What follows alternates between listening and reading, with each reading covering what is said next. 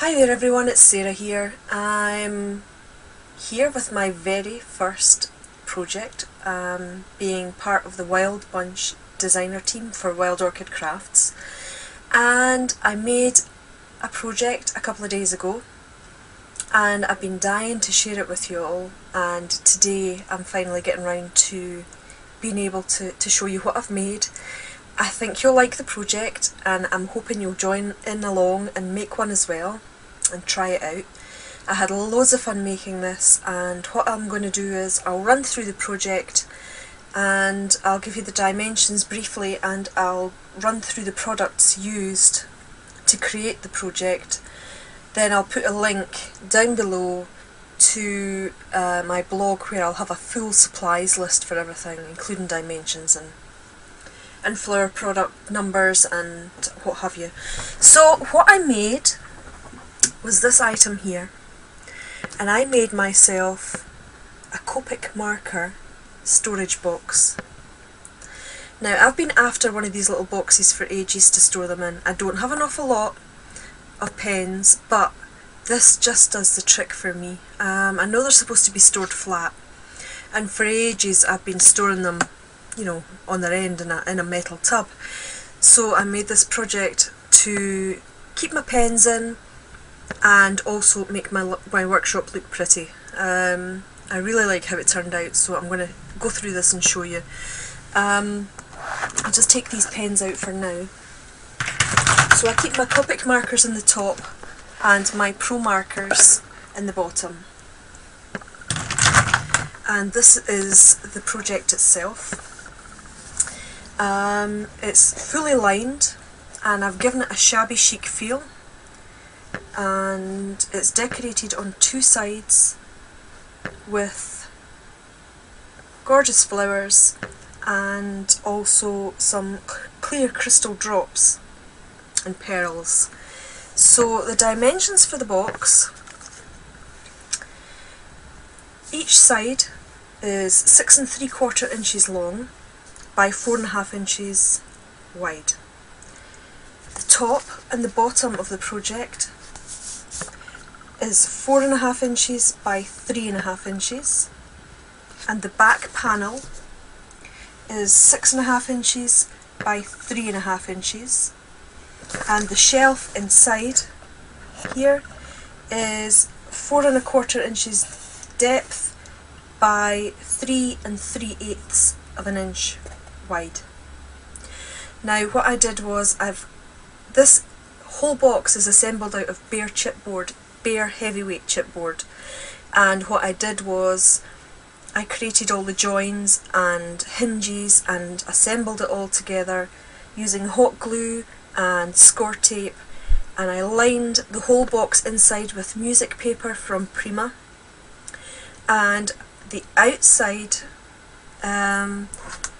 paper is My Mind's Eye La Paperie, and it was my friend Helen that gave this to me, Crafty Helen. So beautiful paper, and I love how it turned out. Now onto the flowers. There are several flowers in here, and to start off with I put the big rose down first.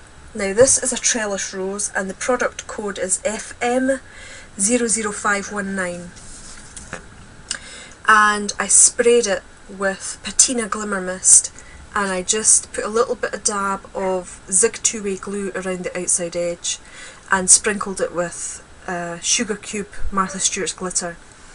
And this is what the flower looked like before. It was a cream flower that I used, and this is what it's like afterwards. I'll see if I can get a close-up for you so you can see the shimmer.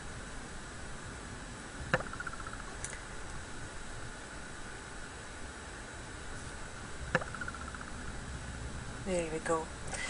Then the next thing that I did was, in fact, I've got some rose petals in here as well, and these are the rose petals that I used in beautiful colour.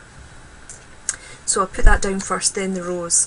Then I put a couple of wild roses down, and the product code for this is PM00019, and I used a cream and I used a blue. And then I filled in all the spaces. If you can see in here, there's one of the little flowers. One of these ones actually, I'll show you the flower itself. And the product code for that one is FS00247. And again, I kept them white, and then I dyed them with the patina glimmer mist and dotted them all up. We've got some pearls up the side, and I also took one of the clear crystal drops like this, and I bent it in round the flower and through the back here, and adhered it all with hot glue, and it just gives a beautiful shimmer, and it just finishes the side of that project off lovely. And it looks fabulous sitting up on the top of my stacking cupboards here, and I keep all my Copics in. Now I only did the two sides, and the sides are identical, each, you know, flowers, same amount of flowers, they're in the same positions, and I just think it keeps it uniform, it looks beautiful. And I don't think it needs a ton of flowers on this project. You can get a beautiful effect with just a few flowers, a few pearls, and some of the crystal drops. I also used a lot of acrylic paint and patterned paper, craft cardstock to assemble this.